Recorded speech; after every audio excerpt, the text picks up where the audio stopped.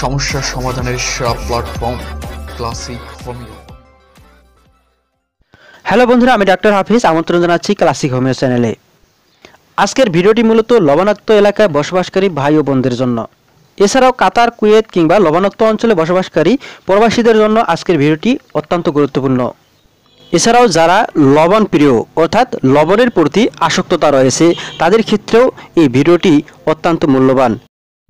প্রত্যেক মানুষের শারীরিক বিধান তার পরিবেশের উপর নির্ভরশীল। এজন্য কোনো এলাকার মানুষ যদি অন্য কোনো এলাকায় বসবাস শুরু করে তাহলে শারীরিক কোনো পরিবর্তন লক্ষ্য করা যায়। জ্বর কিংবা সর্দি কাশি হতে পারে। ঠিক তেমনি যারা লবণাক্ত অঞ্চলে গিয়ে নতুন করে বসবাস শুরু করেছে তাদের দেখা গেছে শারীরিক এবং মানসিক নানা পরিবর্তন। কুয়েতের মতো লবণাক্ত দেশে যে সকল প্রবাসী বসবাস শুরু করেছে তাদের ক্ষেত্রে যে সকল পরিবর্তন লক্ষ্য করা যায় তা আমি এখন আলোচনা করব। আমরা জানি লবণের মধ্যে থাকে সোডিয়াম ক্লোরাইড, আর এই সোডিয়াম ক্লোরাইড যদি কেউ বেশি করে সেবন করে তাহলে দেখা দেয় রক্তহীনতা এবং রক্তের মধ্যে WBC এর পরিমাণ বেশি হওয়া। যারা দীর্ঘদিন ধরে লবণাক্ত পানি শোধন করে সেবন করে তাদের ক্ষেত্রে বিভিন্ন চারিত্রিক এবং শারীরিক পরিবর্তন লক্ষ্য করা যায়।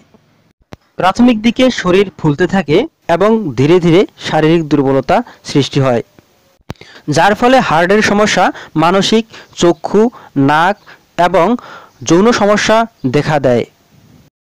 এছাড়াও যারা ভাতের সাথে অতিরিক্ত লবণ খান কিংবা লবণের প্রতি আসক্ততা রয়েছে তাদের ক্ষেত্রেও এই সমস্যাগুলো হতে পারে। এই সকল রোগীদের ক্ষেত্রে সোডিয়াম ক্লোরাইড দ্বারা তৈরিকৃত একটি ওষুধ দিয়ে চিকিৎসা করতে হয়। পুরুষ এবং স্ত্রীদের মধ্যে যৌন দুর্বলতা সৃষ্টি করে এবং পুরুষের বীর্যকে পাতলা করে দেয়। এছাড়াও খুব দ্রুত বীর্যপাত, শুক্রাস্খলন এবং ধ্বজভঙ্গ সৃষ্টি হয়। এছাড়াও মহিলাদের ক্ষেত্রে যে সকল লক্ষণ লক্ষ্য করা যায় তা হলো অনিয়মিত ঋতুস্রাব অথবা অধিক পরিমাণ ঋতুস্রাব কিংবা ঋতুস্রাব একদম বন্ধ হয়ে যাওয়া। ফলে পুরুষ বা মহিলাদের ক্ষেত্রে সৃষ্টি হয় বন্ধ্যাত্বের। কিন্তু এর জন্য হোমিওপ্যাথিতে রয়েছে সুন্দর একটি সমাধান। ঘন ঘন সর্দি এবং হাসি হওয়া, নাক বন্ধ হয়ে যাওয়া এবং ঘ্রাণ শক্তি কমে যাওয়া। এছাড়াও শরীরের মধ্যে বিভিন্ন চর্মরোগ সৃষ্টি করে, যেমন ধরুন চর্ম সাদা হয়ে যাওয়া কিংবা চর্মের মধ্যে গুটিকা কিংবা ব্রণ হওয়া। এছাড়াও মাথা ভারী হওয়া, মাথা কিংবা চক্ষু ব্যথা করা এবং দৃষ্টিশক্তি ঝাপসা হয়ে যাওয়া। এছাড়াও পেটের মধ্যে বিভিন্ন প্রকার গোলযোগ সৃষ্টি করে, কারো হয় কোষ্ঠকাঠিন্য কিংবা কারো হয় উদরাময়। এছাড়াও ঘন ঘন প্রস্রাব হতে পারে এবং বহুক্ষণ ধরে প্রস্রাব নির্গমন করিতে হয় এবং প্রোস্টেট গ্ল্যান্ডের বৃদ্ধিপ্রাপ্ত হতে পারে। এমনকি প্রস্রাব ধারণ করার ক্ষমতা কমিয়া যায় এবং হাসি কিংবা কাশি দিলেই জননযন্ত্রে প্রস্রাব নির্গত হয়। তবে দীর্ঘদিন ধরে লবণ বিষাক্ততায় ভুগলে এ সকল সমস্যা হতে পারে। এছাড়াও জিহ্বা এবং মুখে বিভিন্ন প্রকার রোগ হতে পারে, যেমন জিহ্বা মানচিত্রের মতো ফেটে ফেটে যাওয়া এবং ঠোঁটের উপরে ছোট ছোট ফুসকুড়ি ওঠা, এমনকি ঠোঁটের কোণসমূহ ফেটে যাওয়া এবং অধিক পিপাসা লাগা। এ সকল সমস্যা হতে পারে। হঠাৎ করে যারা লবণাক্ত অঞ্চলে গিয়ে দীর্ঘদিন বসবাস করে তাদের ক্ষেত্রে হার্টের সমস্যা দেখা দেয়। এছাড়াও শারীরিক প্রধান সমস্যাটি হলো অতিরিক্ত ক্ষুধা এবং অনেক বেশি খাওয়ার পরেও শরীর দিন দিন শুকিয়ে যাওয়া। এছাড়াও হঠাৎ করে লবণাক্ত দেশে বসবাস শুরু করলে তাদের ক্ষেত্রে আয়োডিন বিষাক্ততাও হতে পারে।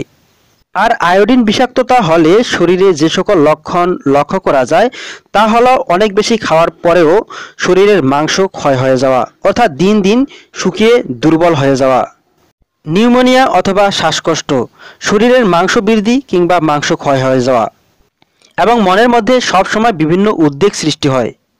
আয়োডিন বিষাক্ততা হলে আরও একটি প্রধান লক্ষণ হলো মাথা ঘুরতে থাকে এবং মস্তিষ্কে রক্তাধিক্য দেখা দেয়, চক্ষুর বিভিন্ন সমস্যা, হাসি কিংবা সর্দি, মুখ থেকে দুর্গন্ধ কিংবা কর্ণের বধিরতা দেখা দিতে পারে। এছাড়াও অত্যন্ত ক্ষুধা কিংবা পিপাসা, এমনকি পায়খানা ফেনাযুক্ত এবং কোষ্ঠকাঠিন্য হতে পারে। এছাড়াও প্রস্রাবের বিভিন্ন সমস্যা দেখা দিতে পারে, যেমন ধরুন প্রস্রাব হলুদ হয়ে যাওয়া, সবুজ কিংবা কালচে হয়ে যাওয়া, অন্ডকোষ ফুলে যাওয়া কিংবা শক্ত ভাব ধারণ করা অথবা হাইড্রাসিল। আয়োডিন বিষাক্ততা হলে মহিলাদের ক্ষেত্রে ডিম্বকোষের পর্দাও হতে পারে, এমনকি জরায়ুর মধ্যে ব্যথা অনুভব হওয়া এবং স্তনগুলি ছোট আকার ধারণ করা, প্রচণ্ড কাশি এবং শ্বাসকষ্ট হওয়া, এমনকি হার্টের বিভিন্ন সমস্যা দেখা দেয়। আয়োডিন বিষাক্ততায় এ সকল লক্ষণ দেখা দিলে হোমিওপ্যাথিতে রয়েছে সুন্দর সমাধান। আমি সবসময় যে বিষয়টি আপনাদেরকে সতর্ক করতে চাই তা হলো হোমিওপ্যাথিক ওষুধ সম্পর্কে। হোমিওপ্যাথিক ওষুধ হলো দোধারা ছুরির মতো, যার দুই দিকেই রয়েছে ধার। এটি নিয়ে খেলা করতে সবসময় সতর্কতায় থাকতে হয়। হোমিওপ্যাথিক ওষুধে যেমন রয়েছে রোগ ভালো করার ক্ষমতা, ঠিক তেমনই রয়েছে রোগ সৃষ্টি করার ক্ষমতা। না জেনে অনভিজ্ঞ ডাক্তারের কাছে ওষুধ সেবন করাও অনেক বিপজ্জনক। হোমিওপ্যাথিক ওষুধ সবসময় সূক্ষ্ম মাত্রায় এবং একসাথে মাত্র একটি ওষুধ সেবন করতে হয়। একসাথে 2 বা ততোধিক ওষুধ সেবন করা একদমই নিষেধ। আর এই নিয়মের বাইরে গেলেই শরীরে সৃষ্টি হবে নানার ক্ষতি, এমনকি ক্যান্সারও হতে পারে।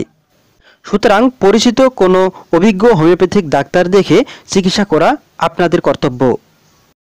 বন্ধুরা, আজ এ পর্যন্তই। ভিডিওটি ভালো লাগলে অবশ্যই লাইক, কমেন্ট ও শেয়ার করে আমাকে উৎসাহ প্রদান করবেন। আপনাদের সকলের মঙ্গল কামনা করে এখানেই বিদায় নিচ্ছি। খোদা হাফেজ। সমস্যা সমাধানের সেরা প্ল্যাটফর্ম ক্লাসিক হোমিও।